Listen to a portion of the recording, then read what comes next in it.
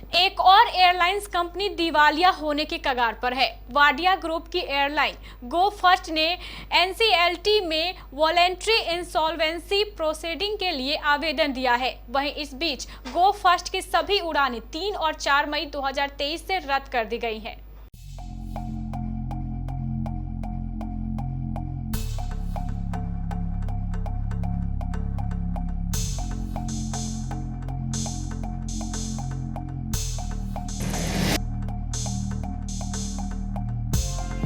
गो first airline ने आर्थिक तंगी के चलते अगले 2 दिनों के लिए अपनी बुकिंग बंद कर दी है। सीईओ कौशिक खोना के अनुसार फंड की भारी कमी के कारण 3 और 4 मई को उड़ानों को अस्थायी रूप से निलंबित रखा जाएगा।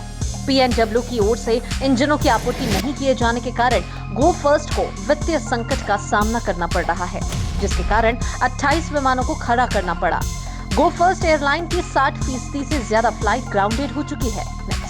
एयरलाइन ने डेलावेयर संघीय अदालत में अमेरिकी इंजन निर्माता के खिलाफ मुकदमा दायर किया है, जिसमें एक मध्यस्थ आदेश को लागू करने की मांग की गई है, जिसमें प्रैट एंड विटनी को एयरलाइन को इंजन प्रदान करने के लिए कहा गया।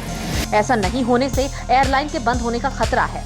गो फर्स्ट के पक्ष में 30 मार्च को दिए गए मध्यस्थता फैसले में कहा गया था कि यदि आपातकालीन इंजन प्रदान नहीं किए जाते हैं तो एयरलाइन को अपूरणीय क्षति का खतरा है।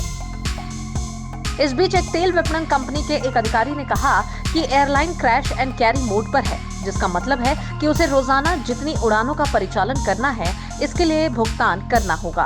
ये सहमति बनी है कि यदि भुगतान नहीं किया जाता है तो विक्रेता व्यवसाय बंद कर सकता है।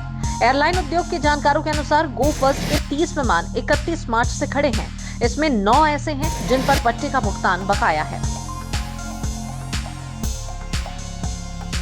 नागर विमानन मंत्रालय ने मामले पर करीब से नजर बनाया हुआ है। वाडिया समूह के स्वामित्व वाली किफायती सेवाएं देने वाली एयरलाइन गो फर्स्ट ने नकदी के गंभीर संकट की वजह से 3 से 4 मई की अपनी उड़ानें अस्थायी रूप से निलंबित रखने की घोषणा की। इसके साथ ही एयरलाइन ने राष्ट्रीय कंपनी विधि न्यायाधिकरण यानी कि एनसीएलटी की दिल्ली पीठ में स्वैच्छिक दिवाला समाधान प्रक्रिया के लिए भी आवेदन किया है। नागर विमानन मंत्री ज्योतिरादित्य सिंधिया ने गो फर्स्ट की स्थिति पर कहा कि बेहतर होगा कि इस मामले में कानूनी प्रक्रिया का इंतजार किया जाए। गौरतलब है कि गो फर्स्ट 17 साल से ज्यादा वक्त हो चुका है जब परिचालन कर रही है। चालू साल की पहली तिमाही में इसने घरेलू मार्गों पर 29,11,000 लोगों को यात्रा कराई। इस दौरान गो फर्स्ट की बाजार की हिस्सेदारी 7.8% रही। नकदी न होने के कारण वो तेल कंपनियों के बकाये का भुगतान करने में भी सक्षम नहीं है, जिसकी वजह से कंपनियों ने एयरलाइंस को तेल देने से इनकार कर दिया है। इन हालातों के बीच गो फर्स्ट ने 3 और 4 मई को अपनी सभी उड़ानों को रद्द करने का बड़ा फैसला लिया, जो कंपनी के ग्राहकों के लिए किसी झटके से कम नहीं है।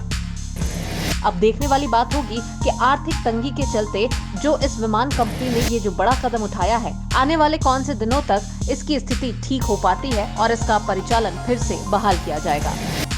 Bureau report, KBC news.